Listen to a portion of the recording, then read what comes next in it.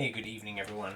This will be a recovery video log for March 23rd, 2026. It was a Monday. So this week, Monday, Tuesday, and Wednesday, our work is going to be closed. I believe that our owners are flying to visit family or something in New York. So we're going to be closed these 3 days, which is convenient because today we had Wagons Hoe, which if you're not from Idaho, specifically the Treasure Valley area, you don't know what I'm talking about. Basically, there's this family in Idaho who goes around and they do what's called Wagons Hoe, and it's like this event where they'll go to fourth graders who are 9-year-olds and teach them about like life on the trail. We'd call it like pioneers, right? So pioneers, Native Americans, like early colonial settlers, like we see like old technologies, old leather working. You deal with like wood cutting. You deal with like fire making, branding, like cool stuff, right?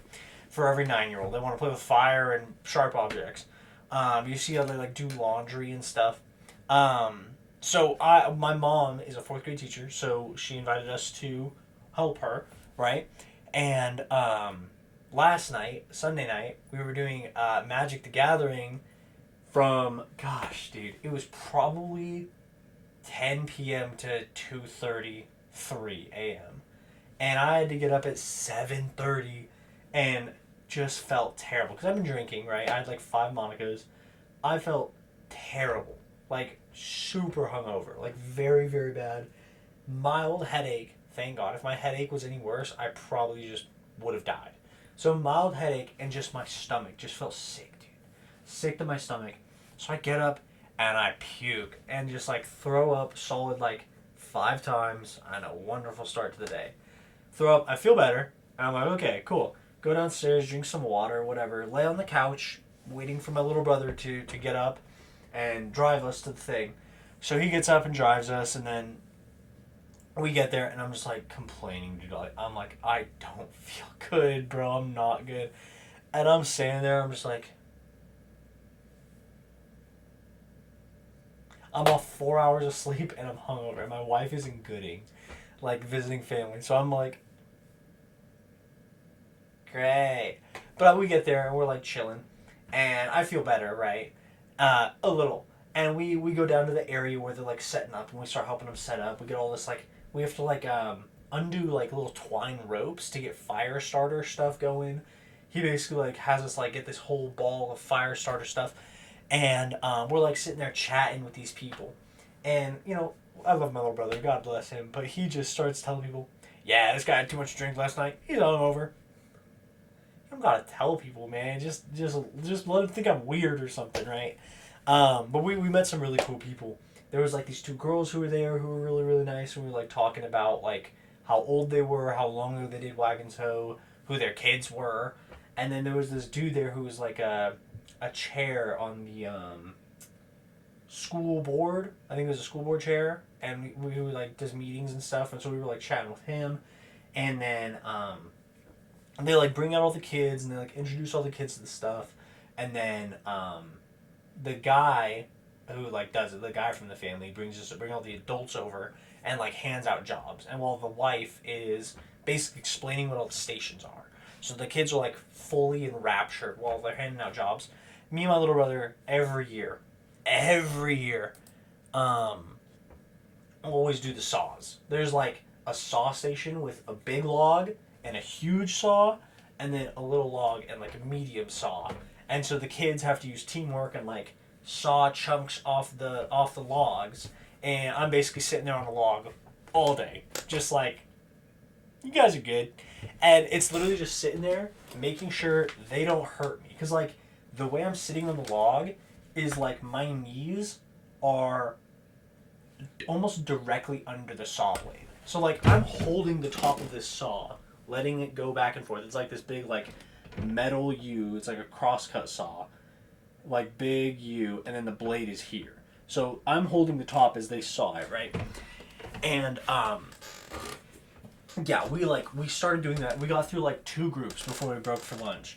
And at lunch, I'm sitting there going, oh, man, dude. Life sucks. My life sucks. And Korey's like, hey, I want to go to Jersey Mike's. So he drives us to Jersey Mike's. On the way, I'm like, bro, your driving is making me so nauseous. And he's like, I'll pull over if you need me to. I was like, I'm not going to throw up on the side of the road. So we go to Jersey Mike's, and I'm in the bathroom over the sink, just like, and I feel fine. Like, it's crazy to say, in the bathroom at Jersey Mike's, I felt fine. I'm sitting over the sink. I feel great. We leave. As we're driving back, I'm literally just like, dude, your driving is insane. And he's like, bro, I'm driving the same as I always do. And so I have him pull over on the side of the road for the first time in my life. 22. How old am I? Yeah, I'm 22. 22 years on this earth. First time ever throwing up on the side of the road. Open the car door, throw up on the side of the road. Right when I'm done throwing up, I felt great. I have him stop up at the gas station on the way back to the school, clean myself up in the bathroom, grab a soda, and we head back and finish out the day smoothly. No injuries. One of the things that the family always says is, in all his years of doing Wagon Tow, he's never had a single child seriously injured. Like, you'll always have splinters are possible, you know, we're dealing with a lot of wood. And then he goes, you know, minor, like sunburns, everyone's gonna get a sunburn. Like pricking yourself when you're trying to like do something with like the drill happens, like you can do that. And he goes, and then he'll like tell the kids, I've never had a single fourth grader seriously injured. And then he'll pull all the adults aside and goes, remember what I said about never having a fourth grader seriously injured? We've had we've had not a few adults seriously injured. And he goes, if there is a serious injury about to occur, you will have to do, like, it's kind of like, especially for me and my little brother on the saw, like, I'm sitting there holding a saw. If the saw slips, it's my legs cut up, right? It's like it's taking a chunk out of my leg. And, right, like that's for me, like, I'm sitting here making sure the fourth graders don't get cut. If a cut is going to occur, better on me than them, right? And, it was kind of funny. We're doing it, and my mom's class comes through, and Romeo comes through, my wife's cousin's son, who's basically our nephew. And as his class is like coming through, it's like the third group of his class. One of the girls is just like, "Does the saw ever break?" And I was like, "Nah." Literally, right after that, they broke the saw blade. I didn't even know it was possible to break the saw blade. I had never seen that. Never. In like 3-4 years of helping at this thing, never seen that. First time ever breaking it. And I was just like, what do I do? And so I bring it over to the guy, and he like has a replacement, whatever. We switch it out, and it doesn't work like as well as before. But it's already near the end of the day. I'm like, whatever. So rest of the event goes off without a hitch. Thank goodness. And I'm feeling fine now. Like I've thrown up. I feel like I've thrown up 3 times, like in memory. But it might have just been twice in the morning, and then once at lunch, and then afterwards, I get home and I'm literally just like, dude, I need to go to bed. And literally right when we got home, I was just like, face, pillow, out like a light, dude. But yeah, once I woke up, I literally woke up. It was dark out. It was like 8:30. Felt way better. Headache was gone, stomach ache was gone, and I was just like, oh my teeth had that like gritty, like soft, grainy feeling that you get after you throw up, and it's like had a little acid in your mouth. Terrible, dude. I was sitting there like, because like I rub my teeth together a lot, but doing it after that, I'm like it makes me cringe. I'm like, ugh, it's disgusting. I don't like throwing up, not because of how throwing up feels, because of how my teeth feel after throwing up. Like no matter how many times I brush my teeth, it still feels like it's terrible. But yeah, so Ava was still in Gooding, so I just played some video games and drank a ton of water. I was playing Kingdom Come Deliverance for like 2.5 hours, and was just like, dude, I'm chilling. And then, yeah, we got ready for bed, and I was just like, thank God, dude. Thank God. It's fine. The day's over. We lived. Everything's right in the world. So, yeah, went to bed after that. But yeah, in the spirit of throwing up and still doing what I needed to do, I wanted to talk about responsibility, like upholding responsibilities despite sickness and ailments.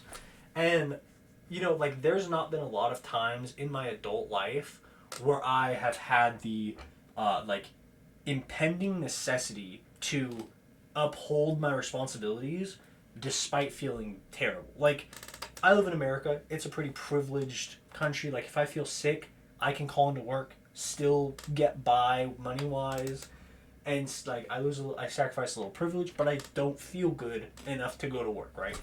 And I have coworkers who are good, who will cover for me.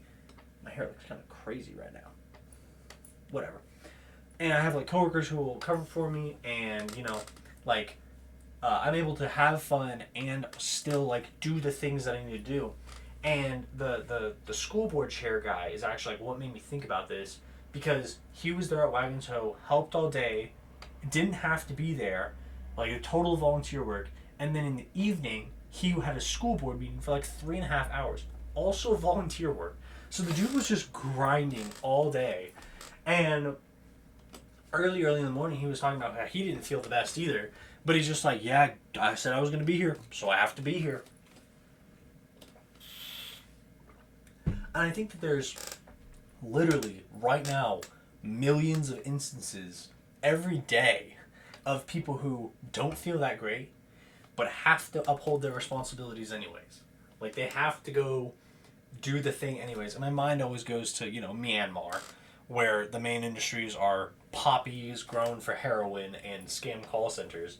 It's like, yeah, if your job is literally done at gunpoint, it doesn't matter if you're sick, dude.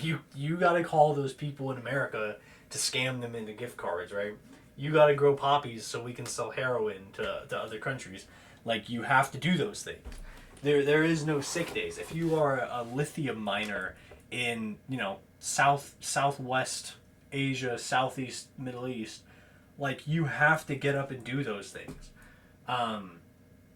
And so, yeah, I just think, like, it is so cool to, and I watch a lot of videos, or I used to, I guess. I don't watch them that much anymore, but about, like, the indomitable human spirit. And I think as human beings who have a sense of consciousness, we really idealize, I guess it's idolize, huh? Idolize. We really idolize, like, our ability to overcome anything. And we really thoroughly enjoy, not comedy, what's it called? Content and media that shows people overcoming things. Like, one of the best moments in this Lightbringer series are people overcoming things that are impossible. And, like, when they look back and remember it, they do it with humility. Like, there's a point where this dude he's running a race with his brother, and his brother's legs give out, so he has to pick his brother up and run it. And the crowd is, like, throwing rocks at them because they're from, like, a rival team, tribe, whatever. And he's, like, in his memory, he's going, yeah, my brother was so injured. And his brother goes, okay, you were injured too. And then his brain starts remembering, like, yeah, I was. Like, he was like, I remember blinking blood out of my eye. Like, he started to remember, like, yeah, my legs were cut up. Like, yeah, I was injured. I don't know why I forgot that. But it's because he's so focused on running and carrying his brother that he'd completely forgotten that he was injured too. Like, it's not about him. And that's, like, that indomitable human spirit. Like, you have to run the race no matter what. So the things that are in the way of running the race don't matter. They don't get remembered. They don't even get noticed, right? So it's like, we love that kind of stuff. And that is, like, the epitome of upholding responsibility despite how you feel. Like, despite ailments, right? And it's like, no matter how depressed you are, getting up and doing it. No matter how isolated you feel, getting up and grinding. No matter how blank you feel, upholding what you say you're going to do. And that is, like, the core of the indomitable human spirit. And I think that that's so cool. And I don't think I did it as well as I could have. Or, you know, how you feel in the moment. You're going to do what you think is right in the moment. But looking back, it's like, I could have done more that day. I could have been more entertaining. I could have been more interactive. But it's like, I was there and I didn't hurt any 9-year-olds. So I did as well as I could be expected to do. So I don't ever hold myself in a negative light for not upholding responsibilities despite my ailments, because I'm a human being, and I think we're all human beings, and I think that that's wonderful. So, yeah, I just wanted to talk about that, and yeah, I hope you all had a wonderful, wonderful Monday, March 23rd, 2026, and I will see you all tomorrow. Peace.